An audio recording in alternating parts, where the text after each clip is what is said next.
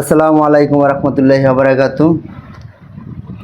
আমাদের বাংলাদেশে বর্তমানে যে সমস্যাটা হয়েছে মানে ছাত্রবাদের নিয়ে কোড়া নিয়ে যে সমস্যা, আজকে রায় পাইছে বাংলাদেশ হাইকোর্টের যে রায়টা ছিল ওই রায়টা বাদ হইয়া সুপ্রিম কোর্টের রায় হয়েছে যে ছাত্রদের জন্য 93% কোড়া থাকবে, আর এমনি মুক্তিযোদ্ধাদের জন্য 5% আর 2% অন্যান্য গণগোষ্ঠীর জন্য রাখা হয়েছে। যেমন প্রতিবন্ধী আছে, প্রতিবন্ধী ভাইদের জন্য, তারপরে রাখা আছে হলো যে আপনার এই অন্যান্যদের জন্য 7%। তো আমার মনে হয় একটা ভিডিও আছে কলকাতার নিউজটা আগে পুরোপুরি শুনি, তারপর অবশ্য আমরা বিস্তারিত কথা বলবো। আগে নিউজটা শুনি। এই মুহূর্তে বাংলাদেশ থেকে বড় আপডেট। বাংলাদেশের হাইকোর্টের দেওয়া রায় বাতিল করলো সুপ্রিম কোর্ট। সরকারি চাকরি মেধার ভিত্তিতে হবে 93%, জানিয়ে দিল সুপ্রিম কোর্ট। সরকারি চাকরি মেধার ভিত্তিতে হবে 93%, বাকি 7%-এর মধ্যে 5% মুক্তিযোদ্ধাদের জন্য সংরক্ষিত থাকবে। অর্থাৎ মুক্তিযোদ্ধাদের জন্য যে বিশাল অংশ সংরক্ষিত থাকতো এবং তারই প্রতিবাদে সেখানে প্রশ্ন তুলে একবার হাইকোর্টে যাওয়া হয়, সেটাকে বাতিল করে দেওয়া হয়। শেখ হাসিনা সরকারি গিয়েছিল 2018 সালে, হাইকোর্টের রায়কে চ্যালেঞ্জ করে সুপ্রিম কোর্টে যায় শেখ হাসিনা সরকার। বাংলাদেশের হাইকোর্টের দেওয়া রায়কে বাতিল করলো সুপ্রিম কোর্ট। এই মুহূর্তে শুভ্রাংশু চট্টোপাধ্যায় আমাদের সঙ্গে রয়েছে নিউজরুম থেকে, সিনিয়র এডিটর। শুভ্রাংশু, তাহলে কার্যত বলা যেতে পারে যে কারণে স্টুডেন্টদের যে আন্দোলন শুরু হয়েছিল পুরোপুরি সফল না হলেও আংশিকভাবে সফল। না দেখো, যে কারণে আন্দোলন শুরু হয়েছিল দাবিটা ছিল কোটা নয় মেধা, কোটা নয় মেধা।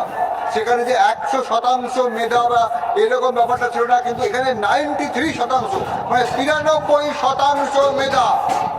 বাংলাদেশের সরকার সুপ্রিম কোর্ট যে রায় দিল সেটা বিশাল একটা রায়। 93% মেধার ভিত্তিতে বাকি যে 7% আছে তার মধ্যে 5% আছে যারা আছে মুক্তিবাহিনী, আর 2% যেটা আছে সেটা হচ্ছে নিতত্ব, মানে যারা ক্ষুদ্র জনগোষ্ঠী 1% প্রতিবন্ধী বা অন্য লিঙ্গের মানুষদের জন্য। অর্থাৎ এই রায় একটা বিপ্লবের মতো রায়। যে ছাত্ররা যে আন্দোলনটা করেছিল, যে দাবিটা নিয়ে যে আন্দোলন করেছিল, সেই দূর থেকে দেখলে নয়, কাছ থেকেও দেখলে বোঝা যাচ্ছে সেই আন্দোলন যদি একমাত্র মেধা নয়, কোটা নয়, মেধা যদি থাকে সেই আন্দোলন সফল হয়েছে।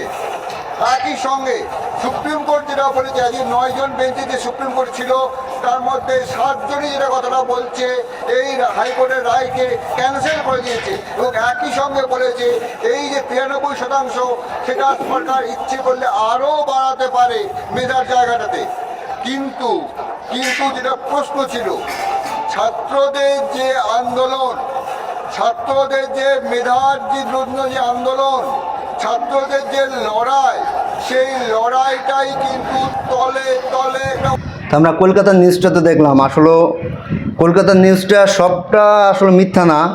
বেশিরভাগ যেহেতু হাইকোর্ট নিয়ে কথা উঠছে, সুপ্রিম কোর্ট নিয়ে কথা উঠছে, অবশ্যই আমরা হয়তো নিউজ পাইতেছি না। আমি বেশিরভাগ কলকাতার নিউজগুলোই ব্যবহার করতেছি বা কলকাতার নিউজগুলোই আমরা শুনতেছি।